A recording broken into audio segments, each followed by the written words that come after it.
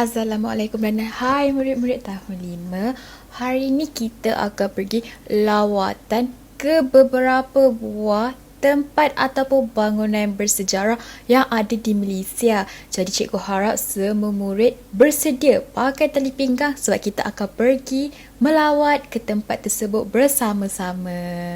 Pada hari ini terdapat 3 perkara yang kita akan fokus. Yang pertama kita akan melawat tempat bersejarah secara maya ataupun virtual. Yang kedua lawatan patriotik. Yang ketiga terdapat lembaran kerja ataupun aktiviti untuk murid-murid selesaikan. Murid-murid, jom bersedia untuk melawat tempat bersejarah yang ada di Malaysia. Baik murid-murid, jadi cikgu ada soalan untuk murid-murid sebelum kita mulakan sesi PDPR kita pada hari ini. Adakah murid-murid pernah melawat tempat bersejarah? Kalau ada di mana, jom kongsikan pengalaman anda bersama rakan-rakan. Di murid-murid boleh komen dekat video ini, nyatakan di mana ataupun ceritakan pengalaman kamu melawat tempat bersejarah. Baik murid-murid, sekarang kita akan masuk ke topik PDPR kita pada hari ini iaitu lawatan patriotik. Buka buku teks bahasa Melayu kamu halaman 103. Jom kita lihat bersama-sama. Arahan daripada cikgu, murid-murid diminta membaca setiap maklumat yang terdapat bagi setiap gambar lawatan patriotik. Jom kita baca bersama-sama. Encik Nazri sekeluarga ingin mengadakan lawatan patriotik. Mereka melayari Instagram untuk mengetahui lokasi tersebut. Pertama sekali, Tugu Negara. Lokasi di Jalan Parlimen, Kuala Lumpur. Siap dibina pada 8 Februari 1966. Simbol memperingati perjuangan prajurit yang gugur ketika mempertahankan kedaulatan tanah air.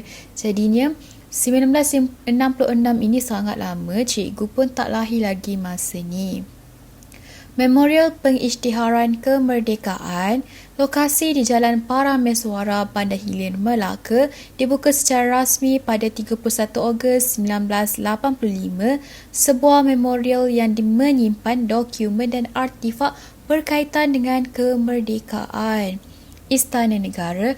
Lokasi di Jalan Tuanku Abdul Halim, Kuala Lumpur, digunakan secara rasmi pada 15 November 2011, maksudnya baru sahaja lagi dibina.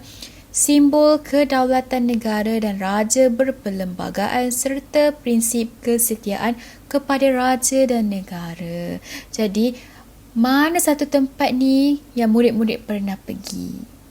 Okey, kalau ada, bagus. Kalau tak pernah pergi, tak apa. Nanti suatu hari nanti, kamu boleh ajak ibu bapa kamu untuk pergi ke tempat-tempat ini. Jadi, cikgu akan terangkan ataupun beri maklumat yang lebih mendalam berkenaan dengan Tugu Negara. Jadi, Tugu Negara merupakan tanda kehormatan kepada lebih 11,000 prajurit yang gugur dalam Perang Dunia dan darurat. Setiap tahun, tanggal 11 November akan diadakan perbarisan hormat di Tugu Negara.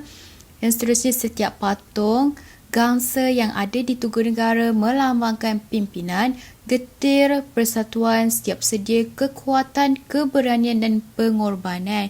Jadi setiap tugu ataupun patung yang ada di Tugu Negara itu mempunyai lambang-lambang tertentu. Seterusnya, maklumat tambahan untuk Memorial Pengisytiharan Kemerdekaan. Terletak bersebelahan dengan Porta di Santiago. Tunku Abdul Rahman membuat pengisytiharaan kemerdekaan Malaya di hadapan memorial ini. Terdapat bahan pameran yang tidak ternilai berkaitan perjuangan kemerdekaan Malaysia. Seterusnya, kita pergi kepada Istana Negara. Istana Negara adalah tempat bersemayam rasmi bagi Seri Paduka Baginda Yang di-Pertuan Agong. Keunikan yang dapat dilihat adalah bilangan kubah sebanyak 22 buah kesemuanya. Istana Negara dikelilingi suasana alam semula jadi. Baiklah murid-murid, berdasarkan maklumat yang kamu baca tadi, kita kena isikan ruangan kosong pada dialog keluarga Encik Nazri ini. Tetapi cikgu nak kamu nyatakan pendapat kamu sendiri, nyatakan alasan kamu, kenapa kamu ingin melawat tempat tersebut. Jadinya di sini kita baca dahulu dialog ini. Jom baca sama-sama. Encik Nazri, selamat petang semua. Adakah kamu telah mengenal pasti lokasi yang ada nilai sejarah dan patriotisme dalam Instagram? Afifi berkata, sudah ayah, maklumat dan gambar yang diberikan, tempat kosong. Azrul pula, izinkan abang memberikan pandangan, kita tidak boleh pergi serentak Istana Negara, melihat kebanggaan rakyat, kemudian Tugu Negara, Kenang, berjuang keamanan. Jadi di sini kamu perlu isikan ruangan kosong ini dengan perkataan yang sesuai ataupun ayat yang sesuai. Asnita pula berkata, pada pendapat kakak, baik juga jika kita ke Melaka untuk nyatakan alasan kamu berdasarkan maklumat yang dibaca tadi. Afifi pula berkata, pada pendapat adik pula, kita boleh pergi ke mana berdasarkan kotak maklumat tu juga. Jadi Encik Nazri pula akan menyimpulkan, baiklah anak-anak, ayah bangga kerana kamu semua berminat kerana apa, walau bagaimanapun keputusan ayah ialah jawapan kamu, alasan ayah mengapa kamu memilih tempat yang dinyatakan tadi. Jadi cikgu nak kamu isi dengan jawapan kamu sendiri. Boleh? Okey, jadi cikgu akan bagi contoh terlebih dahulu. Cikgu tak nak murid-murid tiru jawapan cikgu. Cikgu nak kamu guna ayat yang kamu reka sendiri, kamu bina sendiri berdasarkan kotak maklumat yang kamu baca. Jadi cikgu bagi contoh dahulu.